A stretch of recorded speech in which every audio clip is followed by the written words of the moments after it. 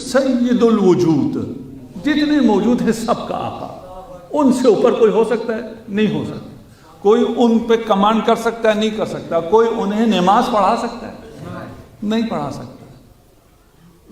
یہ common sense ہے نا۔ یہاں زہدی سے بڑا کوئی عالم آئے گا تو وہ نماز پڑھا سکتا ہے، میں تو نہیں نماز پڑھا سکتا۔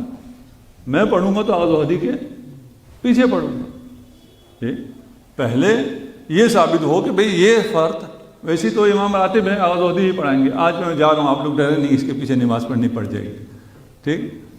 زہدی نہیں آئیں گے تو زیغم آ جائیں گے، مجھے نہیں معلوم آج کس نے آنا ہے، ٹھیک؟ جو برتر ہوتا ہے اسی کے پیچھے نماز پڑھی جاتی ہے، یہ اسلام کا وہ ہے۔ اس کے بعد اب ہم یہ سنتے ہیں کہ رسول خدا نے کسی اور کے پیچھے نماز پڑھی تھی۔ سنتے نہیں سنتے ہیں؟ دلیل یہ دیتے ہیں کہ بھائی اس نے کیونکہ نماز پڑھائی ہے اس لیے اسے خلافت ملے گی۔ ویسی کامن سینس سے سوچیں تو پھر تو یہ ہے کہ یہ تو ہو نہیں سکتا کہ رسول کے ہوتے ہوئے کوئی اور رسول سے آگے ہو جائے اور رسول کا امام کہلائے۔ یہ ہو سکتا ہے؟ یہ نہیں ہو سکتا۔ اتنی عقل آپ کو ہے تو ان کو نہیں جنہوں نے لکھی ہے، ان کو بھی ہے، ان کو بھی ہے۔ وہ جو پروپیگنڈا ہے وہ اور ہے، جو کتابوں میں لکھا ہے وہ اور ہے، ٹھیک؟ کہتے ہیں جناب علی نماز فلاں نے پڑھائی، ٹھیک ہے نا؟ تو ان سے اگر ڈیٹیل میں پوچھیں اچھا رسول خدا کو بھی پڑھائی، کہتے ہیں نہیں۔ ڈیٹیل پوچھیں تو کہتے ہیں نہیں، رسول خدا کو نہیں پڑھائی۔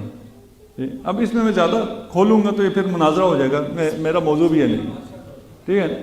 رسول خدا کو تو نماز نہیں پڑھا سکتے، جاہل تو کہیں گے پڑھائی ہے، عام بازار میں چل جائیں وہ کہتے ہیں رسول خدا کو بھی نماز پڑھائی۔ ان کی علماء کی کتابوں میں کہتے ہیں نہیں، رسول خدا کو نماز اس نے نہیں پڑھائی، رسول خدا آگے تھے اور اپنی نماز پڑھ رہے تھے، فلاں صاحب اس کے پیچھے تھے اور وہ نماز پڑھ رہے تھے، اس کے پیچھے جو لوگ تھے انہوں نے فلاں کی اقتداء کی ہے۔ بھائی اگر رسول آگے کھڑے ہو کے نماز پڑھا ہی رہے ہیں تو پھر کیا حاجت ہے کسی کی اقتداء کرنے کی؟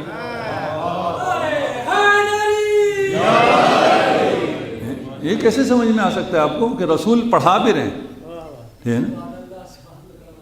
رسول مریض ہیں، نماز نہیں پڑھا سکتے تھے، حکم دیا تھا کہ جو میرا خلیفہ ہے وہ نماز پڑھائے،